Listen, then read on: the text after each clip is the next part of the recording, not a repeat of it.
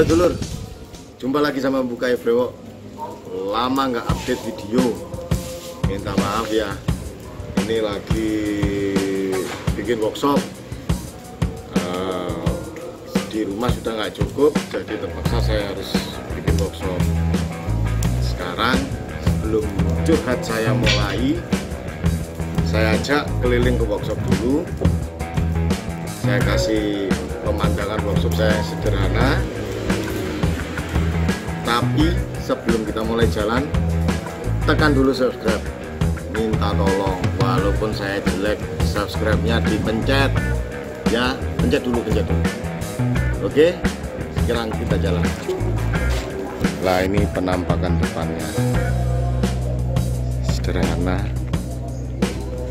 Ya, lumayan lah. Ini pintu masuknya kecil, ada sungai kecil. Dalamnya lumayan. Ini penampakan workshopnya Mbukai Brewok.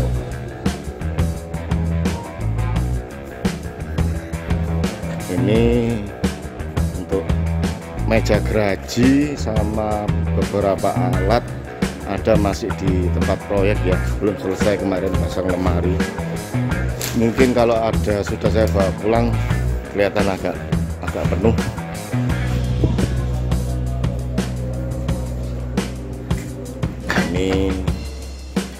Ini lok simpanan tuh, ada pohon jambu, pohon mangga, pohon kelengkeng. Nah, itu ada mama tua lagi bakar-bakar sampah.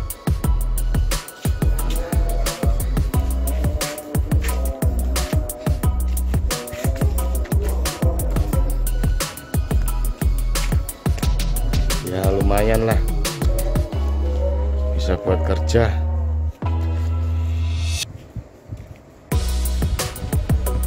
Masih berantakan, belum tertata semua. Nah, untuk video kali ini saya bukan hanya ngasih lihat workshop saya atau muter-muter aja. Saya akan jelasin, saya sedikit curhat.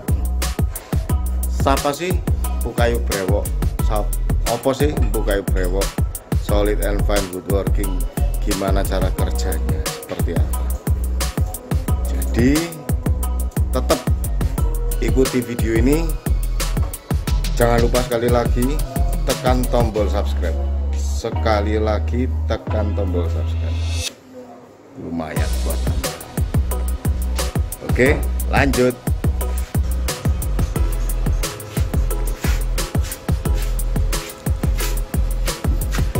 Oke dulur, setelah kita jalan-jalan, kita melihat workshop baru saya. Sekarang kita mulai vlog kita. Saya ingin curhat sama jenengan-jenengan, sama kalian, karena ada beberapa teman yang bertanya tentang nama Mbukai Brewok Solid and Fine Woodworking itu seperti apa sih? Oke, kita lanjut. Nah, ada beberapa temen yang bertanya, cuma duduk aja capek. Ada beberapa temen yang tanya, sampai kok cek sombongnya sih om, namanya aja Solid and Fine Woodworking. Emang apa yang membedakan sama tukang kayu biasa? Emang seperti apa sih kok harganya furniture buatan sampean kok lebih mahal dari yang lain? Apa yang membuat sampean istimewa sih? Orang tampang sampean ini juga nggak ganteng-ganteng amat, orangnya juga gendut, jelek. Ya, akhirnya saya bisa menjawab sekarang setelah sekian lama saya membuat furniture, terutama dalam hal yang fine woodworking. Definisi dari fine woodworking itu simpelnya seperti ini. Fine woodworking itu bahasa Inggris. Kalau bahasa Indonesianya membuat suatu furniture yang lebih dalam estetikanya, dalam kekuatannya, finishingnya, pokoknya semuanya lebih detail. Bukan hanya joinery-nya aja, bukan hanya penyambungan kayunya atau gimana, tapi dalam segi pemilihan bahan, kualitas bahan, cara belah kayu, cara potong kayu, cara menentukan waktu di sawmill itu belahnya seperti apa, plain saw, water saw atau apa. Nah, sekarang saya ingin menjelaskan sedikit lebih detail tentang apa yang saya kerjakan selama ini. Kenapa kok membuat nilai pekerjaan saya itu lebih tinggi daripada yang lain? Karena yang pertama, saya butuh lebih banyak tenaga dan pemikiran. Oke, nah, saya jelaskan ya. Sekarang saya kasih suatu contoh. Misalnya kita akan membuat suatu kredensa atau kabinet panjang untuk ruang keluarga. Maaf ya, gambar saya jelek. Contohnya gini.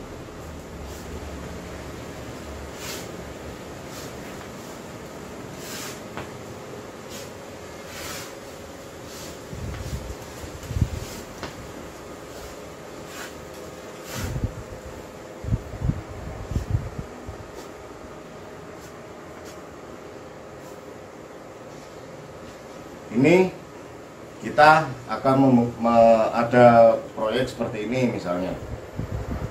Berarti yang perlu diperhatikan dalam fine woodworking adalah permukaan sini, tampilan laminasian atas, laminasian samping, kanan kiri.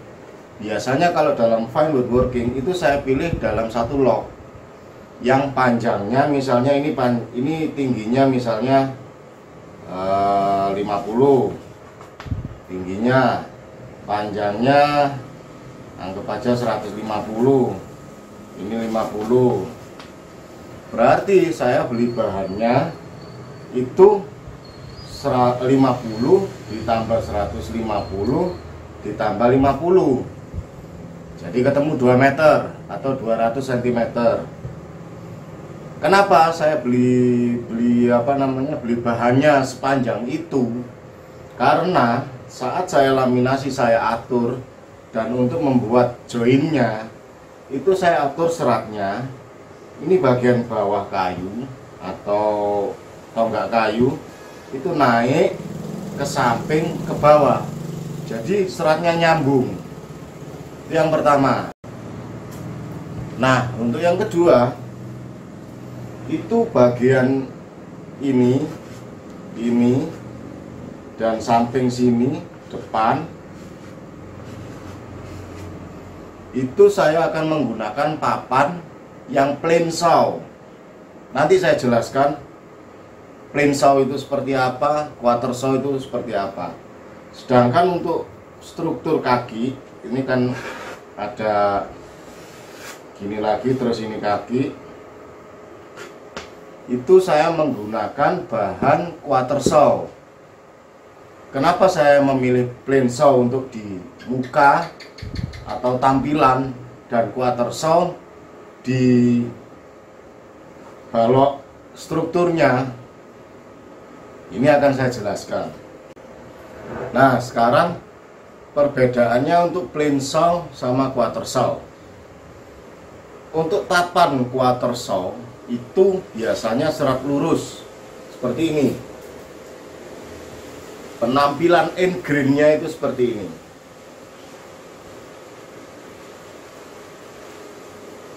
Sedangkan untuk plain saw ini untuk struktur ya. Kalau yang quarter saw saya pakai untuk struktur biasanya. Kaki, rangka, apa ada sendiri. Kenapa saya memilih itu nanti saya jelaskan. Sedangkan untuk plain saw kebanyakan seratnya seperti ini. Ini maaf ya, suatu papan yang sudah saya laminasi. End grain-nya seperti ini.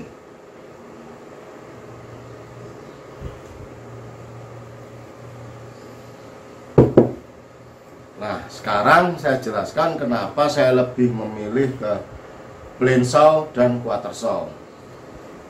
Untuk plain saw saya gunakan di permukaan tampak atau tampilan karena lebih atraktif di serat kayunya, tampilan urat kayunya seperti ini. Ini saya kok nyebut gunungan, ada yang nyebut mahkota atau yang lain. Saya lebih suka tampilan seperti ini ataupun ini, jadi lebih atraktif. Ini plain saw. Sedangkan untuk quarter saw, seratnya memang kurang atraktif, cuman serat lurus. Tapi kalau ditaruh di struktur yang seperti kaki itu bagus. Ini sisa bahan jati saya pakai untuk kaki kredensa waktu ada project kredensa. Ini kelihatan seratnya serat lurus semua. Ini seratnya serat lurus semua.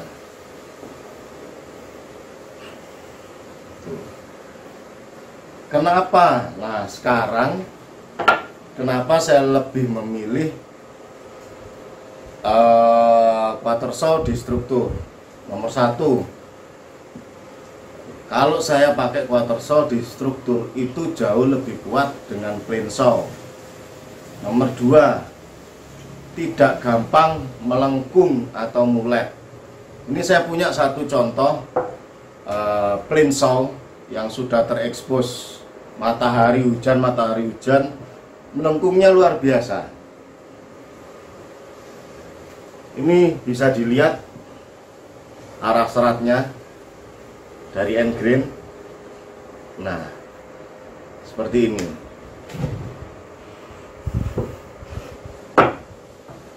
Sedangkan kalau quarter saw dia tidak melengkung, lurus.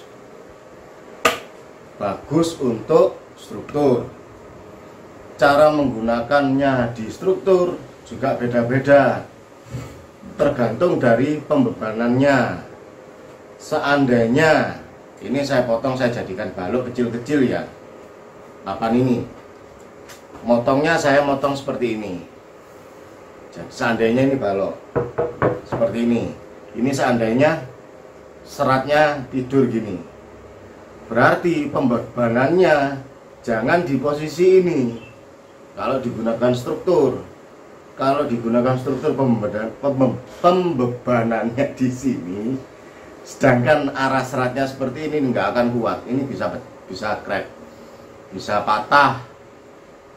Lah kalau arahnya grainnya ke sini, harusnya misalnya grainnya gini ya, hanya gini. Kalau grainnya seperti ini, arah pembebanannya gini, tumpuannya gini, dia jauh lebih kuat. Seperti video berikut ini, saya ada video kursi berjemur. Ini arah pembebanannya, dan juga saya menggunakan balok quarter saw ukuran 3x3 cm, hanya 3x3 cm, bisa menopang beban seberat saya 100 kilo lebih. Coba bayangin. Ayo kita lihat videonya.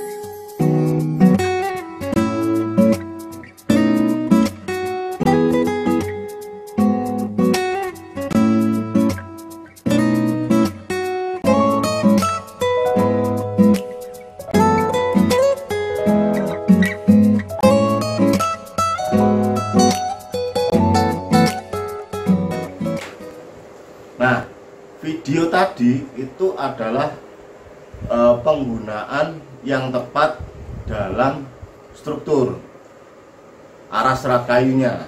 Sekarang untuk join papan. Untuk join papan, terutama khususnya yang plain saw, itu ada sendiri. Misalnya kita akan laminasi 3 papan. Ini saya ada 2 contoh. Nah, ini arah serat papannya, yang ini berlawanan, yang 2 ini sama, arah seratnya sama. Arahnya melengkung ke atas ini. Bisa kelihatan ya. Ini kurang bagus kalau untuk laminasi. Karena apa? Setelah terekspos cuaca hasilnya seperti ini. Bisa lihat melengkung. Yang benar untuk melaminasi papan dibolak-balik seperti ini. Ini ya, arah seratnya yang ini tidur ke bawah, ini ke atas, ini ke bawah, ini ke atas, ini ke bawah. Ini setelah terekspos cuaca tetap lurus. Nah, itu untuk laminasi papan. Sekarang Om Elek, saya caranya gimana untuk bisa mendapatkan plain saw dan quarter saw. Nah,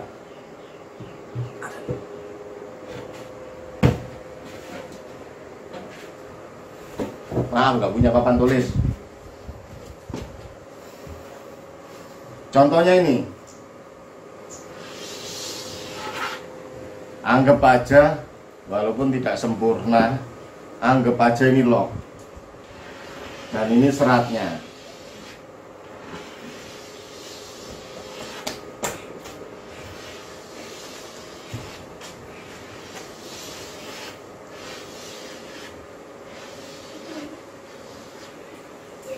Ini seratnya. Untuk mendapatkan plain saw, berarti alah potong di sawmillnya itu seperti ini. Terus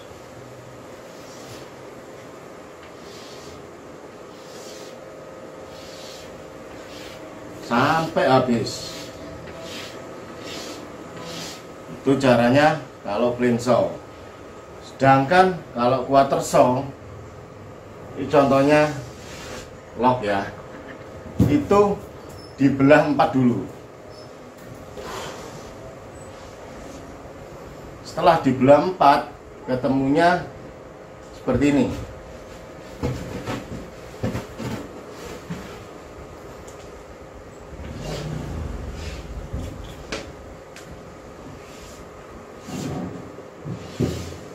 Ini arah serat ya.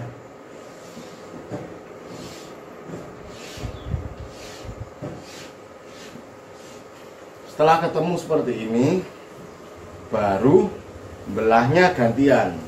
Pertama dibelah gini dulu, setelah itu dibelah gini,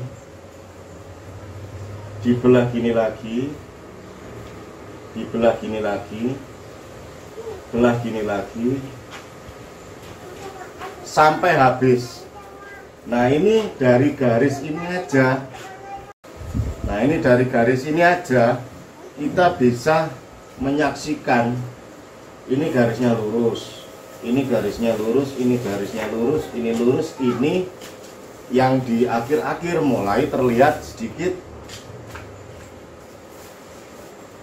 Nah, memang untuk membuat suatu quarter saw biaya belahnya 2 kali lipat.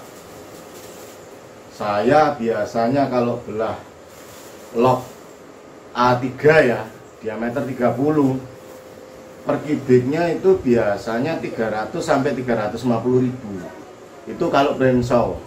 Tapi kalau saya ngejar di quarter saw, itu saya kena 600 ribu plus kasih operatornya 100.000 untuk 2 orang. Memang agak mahal sedikit, tapi untuk struktur jauh lebih berguna. Nah, itu tadi sekelumit tentang pemilihan bahan, cara penggunaan bahan. Sedangkan untuk teknik pengerjaannya seperti apa ada di video-video atas ini. Untuk finishing saya banyak menggunakan natural oil seperti teak oil dan sebagainya macamnya. Untuk kalau orangnya misalnya mau dilapis lagi ada top coatnya, saya biasa menggunakan bio. Kalau bio hasilnya seperti ini, bagus. Nah, dulur, itu sekelumit tentang pengerjaan fine woodworking. Tapi jangan salah, saya juga tetap mengerjakan yang biasa ataupun seperti bahan binus, bahan janda, atau ABL dan juga yang lain. Kalau nggak gitu nggak makan. Karena untuk, mohon maaf, untuk fine furniture kebanyakan konsumen saya menengah ke atas. Tapi kalau saya hanya nunggu itu aja, perut ini kosong. Oke dulur, sampai jumpa di video selanjutnya yang lain. Tolong like, share, komen, dan subscribe. Terutama share, supaya yang lain juga tahu. Sampai jumpa di lain kesempatan.